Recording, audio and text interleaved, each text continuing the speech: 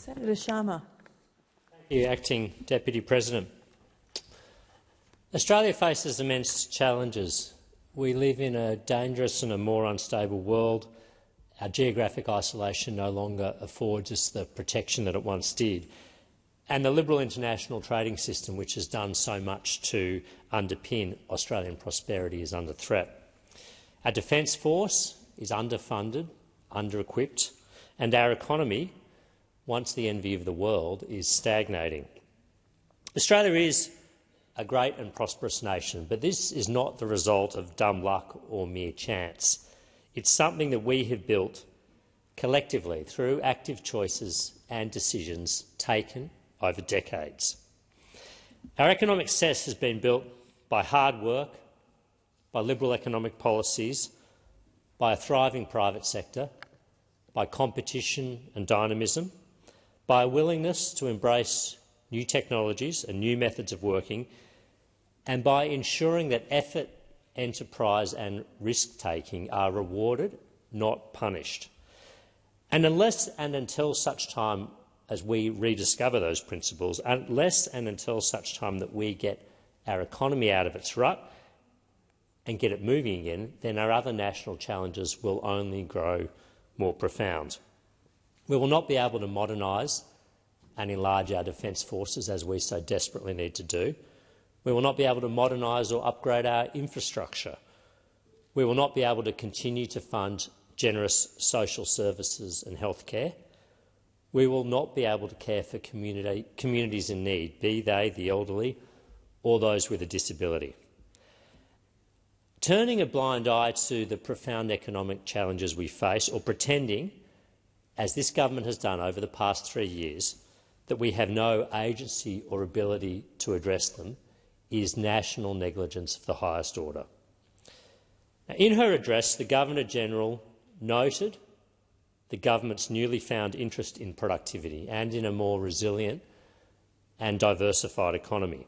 And it's refreshing to hear this Labor government finally acknowledge the scale of economic challenges facing our nation. At least the era of denial seems to be over.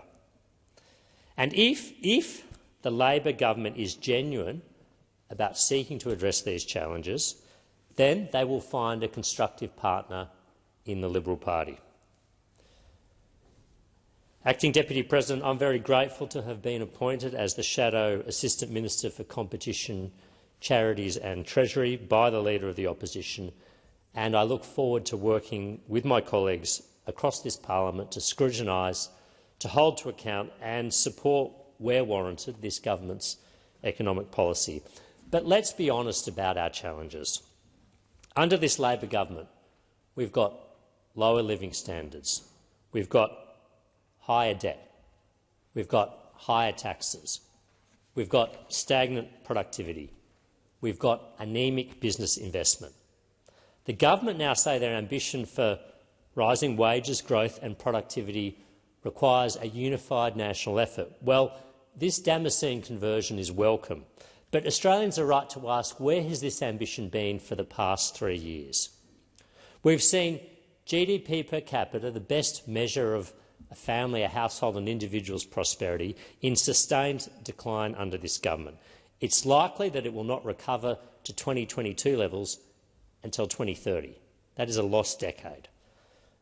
We've had productivity stagnant since Labor came to office. It currently sits at 2016 levels. We've had this government take $144 billion in new spending decisions since coming to office and, in addition, spending much of the windfall from high commodity prices. In the last budget, we saw government spending growing at 6%, 4 times faster than the rate at which the economy is growing. Government spending growing 4 times faster than the rate at which the economy is growing. That is unsustainable. And it's reflected in the jobs figures. 4 in 5 jobs created in the past 2 years have been in the non-market sector, propelled by government spending. This is the only part of the economy that is actually growing, the non-market sector. Business investment is close to the depths last seen in the middle of the 1990s recession over 3 decades ago. And the OECD estimates that Australia has a 30% shortfall in investment relative to economic output, making us the third worst placed country in the OECD on this metric. Our energy costs are now some of the highest in the developed world, when they were once amongst the lowest and formed a key plank of our competitive advantage.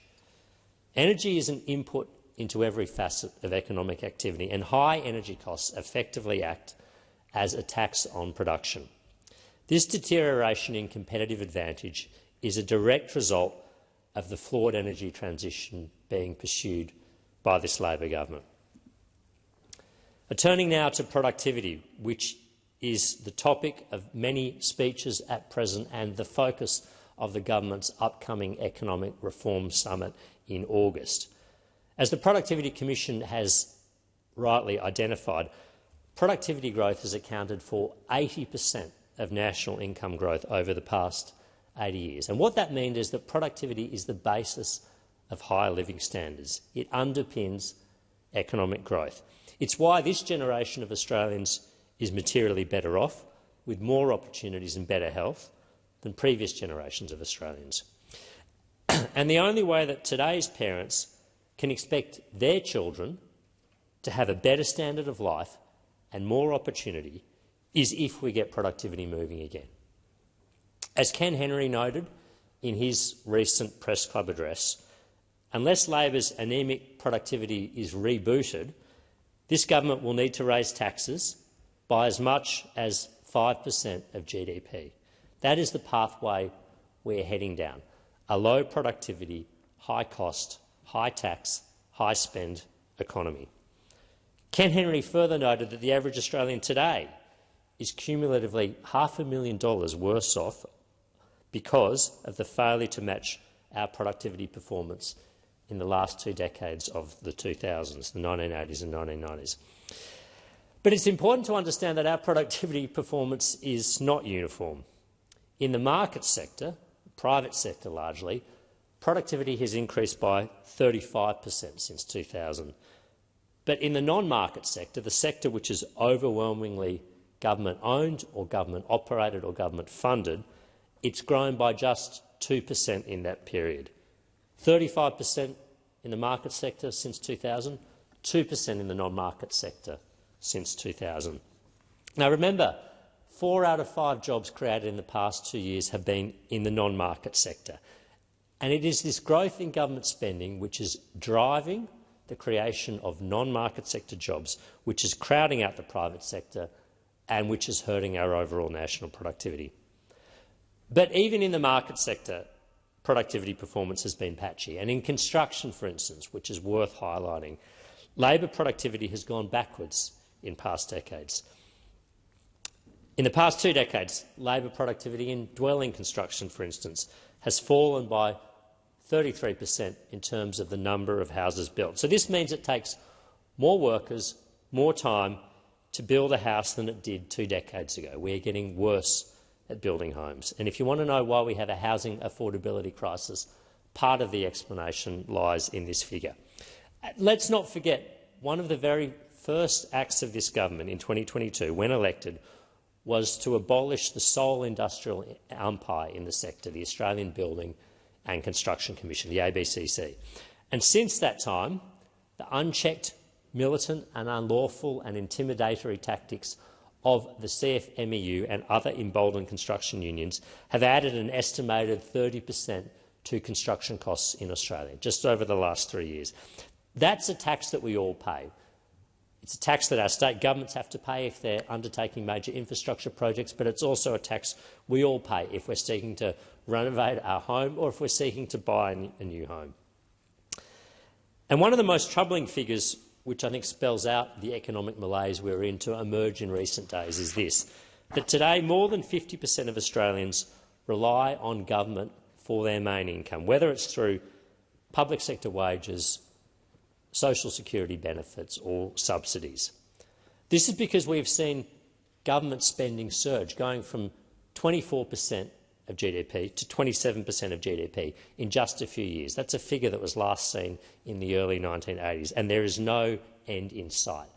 This is strangling the private sector and increasingly turning Australia into a mendicant society, one that depends on government spending for its livelihood.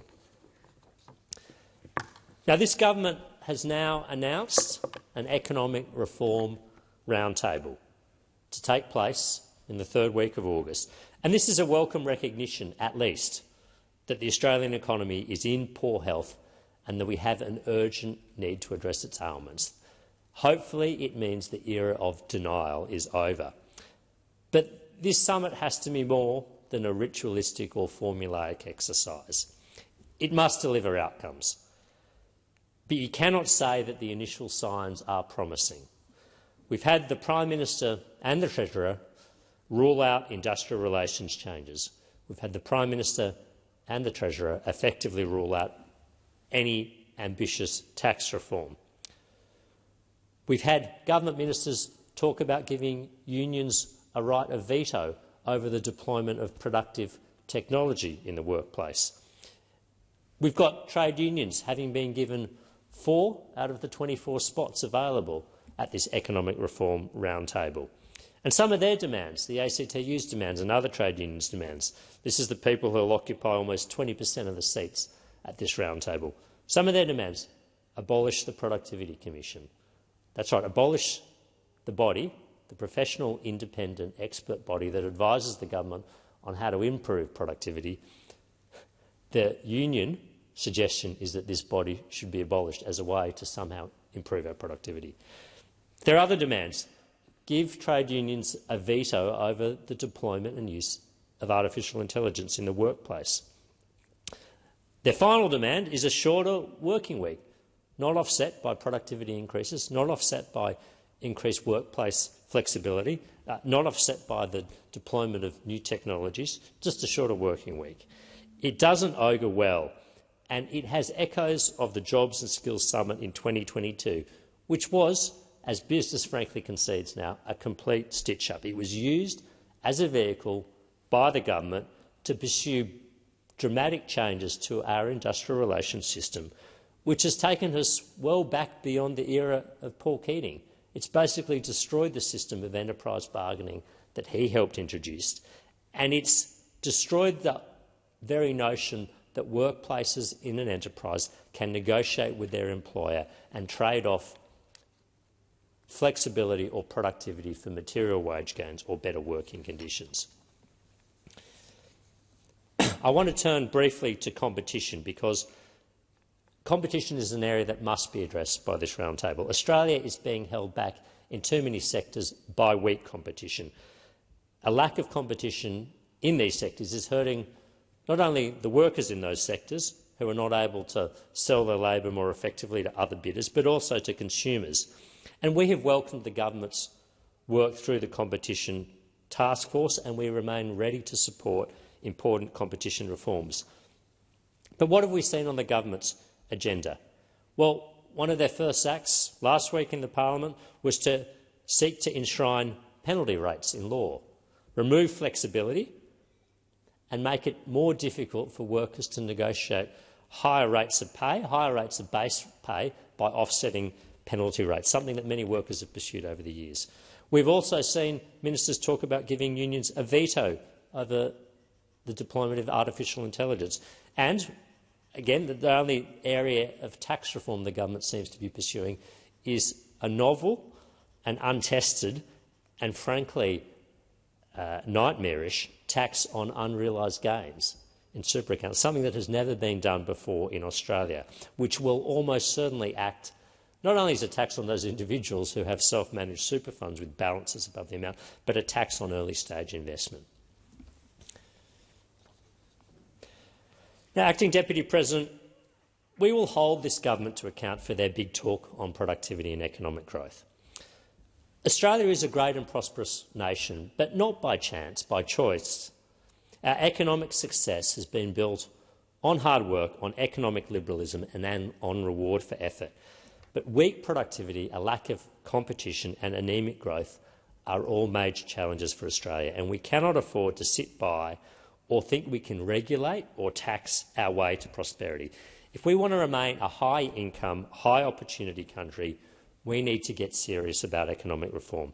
That means less red tape, more competition and greater innovation so that we can restore our economic strength and leave the country in better shape for our children.